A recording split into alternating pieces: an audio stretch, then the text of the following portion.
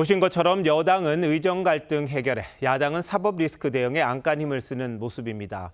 추석 연휴 이제 일주일 남았죠. 추석 밥상 민심을 앞두고 이런 여론을 퍼뜨리려고 하는 의도가 보입니다. 정치부 이채린 기자와 정치권 상황 좀 더 짚어보도록 하겠습니다.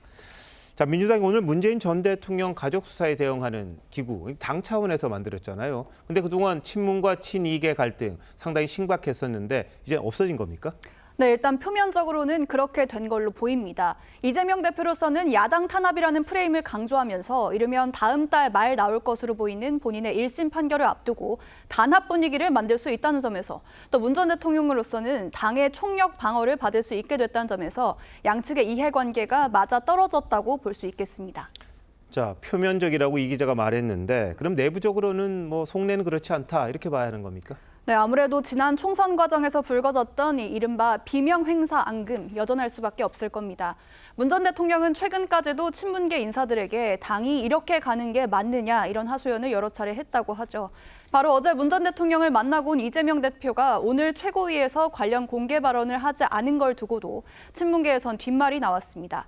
다만 양측이 이 사법 리스크 공동 전선을 위해서 당분간 갈등은 수면 아래에 묻어둘 거란 전망이 우세합니다. 자, 민주당 오늘 법사위 소위이긴 합니다만 김건희 여사 또 해병대원 특검법 통과시켰죠. 수비와 동시에 공격을 한다 이렇게 볼 수도 있겠습니다. 근데 이 법안들이 다 야당의 일방 처리로 대통령이 거부권을 행사했잖아요. 또 처리합니까? 언제 하죠?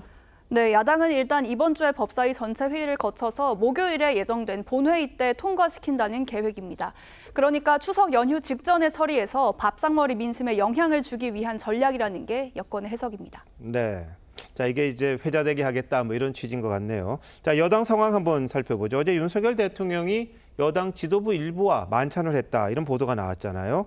근데 한동훈 대표가 배제된 게 논란입니다. 네, 대통령실 설명부터 좀 보겠습니다. 어제 오후에 갑작스럽게 잡힌 약속이라고 설명을 했는데요. 또 알려지지 않았을 뿐 의원들과의 식사 자리 여러 차례 있어 왔다고도 했습니다.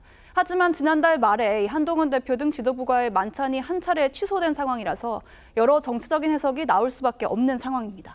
어쨌든 한 대표는 만찬 사실 몰랐죠. 네, 관련해서 오늘 기자들이 한동훈 대표에게 직접 물었습니다. 직접 들어보시죠. 제가 메뉴면에서 말씀드렸습니다. 저희 지금 다음 일정이 있어가지고 빨리 패싱을 하는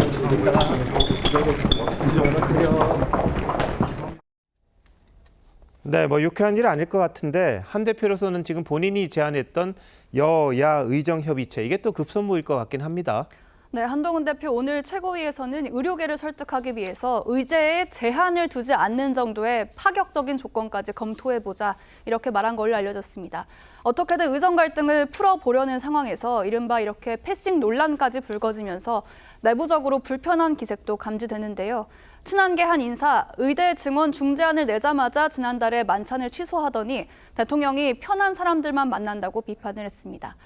반대로 대통령실과 정부 측에서는 의료계의 대화 참여를 끌어내는 것도 중요하지만 한 대표가 뒷감당이 쉽지 않은 제안들을 하고 있다. 이런 불만도 나오고 있습니다. 네, 한 대표가 좀 쉽지는 않아 보여요. 의료계도 설득해야 되고 야당, 정부 여당까지 해야 되니까 참 무겁다 싶긴 한데 어떻게 좀 더 진전된 상황 만들어 볼지 지켜봐야겠군요. 네. 자, 잘 들었습니다.